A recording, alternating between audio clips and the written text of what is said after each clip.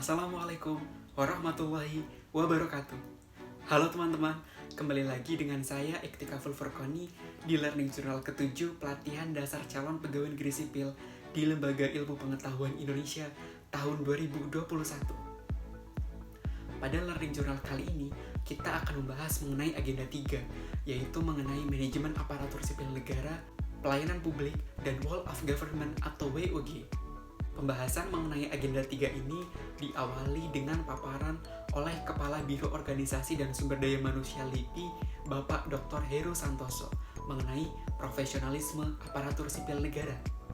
Kemudian diperdalam lagi melalui distance learning yang difasilitatori oleh Bapak Alfa Fadila Juliana Rahmat dan Ibu Laili Kamalia MSI mengenai peran dan kedudukan aparatur sipil negara di Negara Kesatuan Republik Indonesia. Tujuan dalam pembelajaran agenda 3 kali ini yang pertama yaitu agar kita sebagai calon pegawai negeri sipil memahami peran dan kedudukan PNS dalam menjalankan fungsi aparatur sipil negara. Yang kedua, agar kita dapat memberikan pelayanan publik yang berkualitas dalam menjalankan tugas jabatannya. Serta yang ketiga, agar kita dapat mengelola tantangan dan perbedaan serta keragaman dalam perspektif Whole of Government atau WOG. Dalam agenda 3 kali ini, pembahasan pertamanya adalah mengenai manajemen aparatur sipil negara atau manajemen ASN. Manajemen ASN berpedoman pada Undang-Undang Nomor 5 Tahun 2014 tentang Aparatur Sipil Negara. Dalam Undang-Undang Nomor 5 Tahun 2014 tentang ASN, dijelaskan bahwa yang termasuk dalam pegawai aparatur sipil negara ada dua.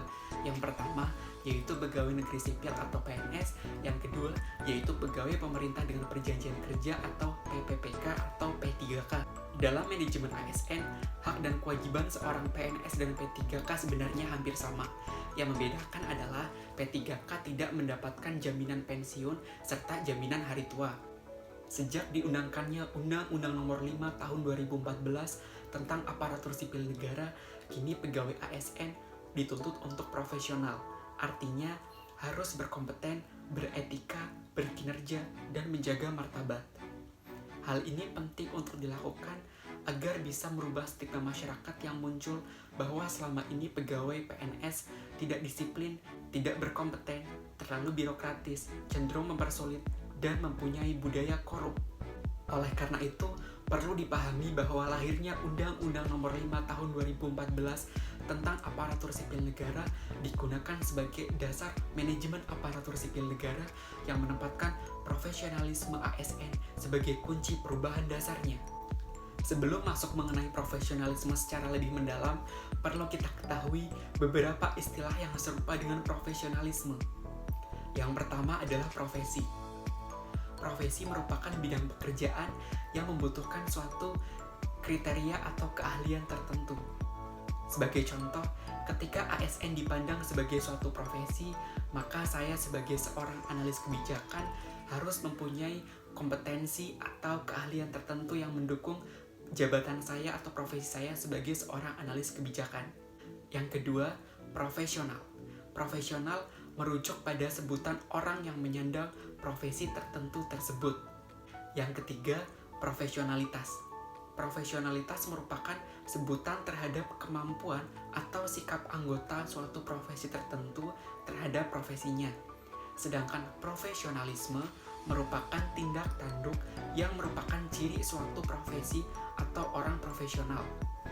Manajemen aparatur sipil negara penting untuk dilakukan sesuai dengan roadmap pembangunan ASN di Indonesia, yaitu dimulai dengan penerapan good governance pada Rencana Pembangunan Jangka Menengah Nasional pertama, kemudian reformasi birokrasi pada Rencana Pembangunan Jangka Menengah Nasional kedua, yang ketiga yaitu dengan penerapan merit system pada aparatur sipil negara pada Rencana Pembangunan Menengah Nasional ketiga, serta bermuara pada World Class Government dengan Smart ASN atau bermuara di tahun 2024.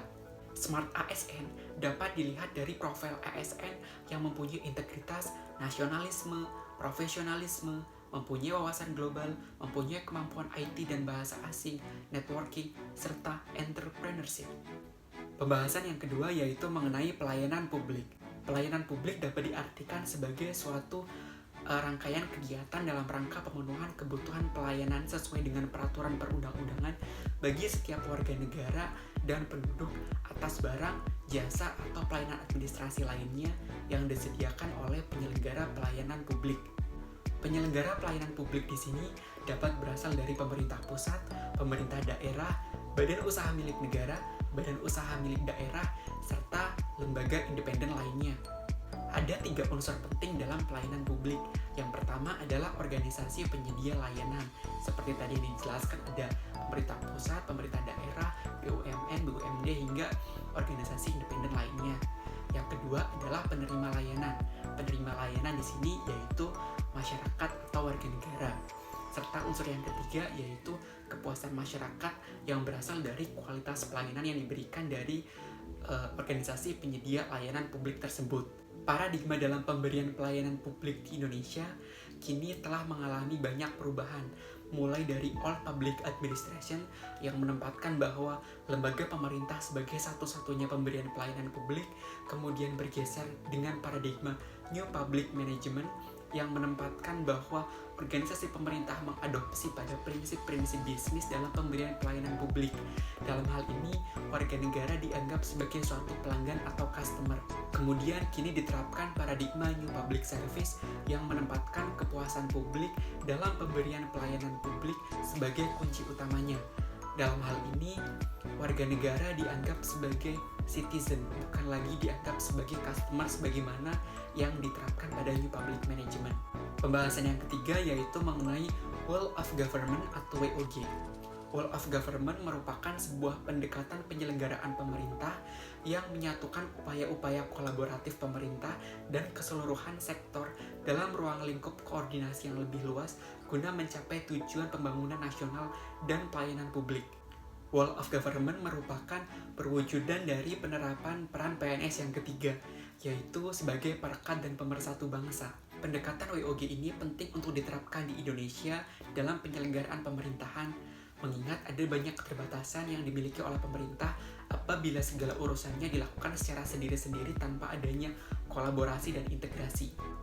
Nah, demikian pembahasan Learning Journal kali ini, semoga bermanfaat. Wassalamualaikum warahmatullahi wabarakatuh.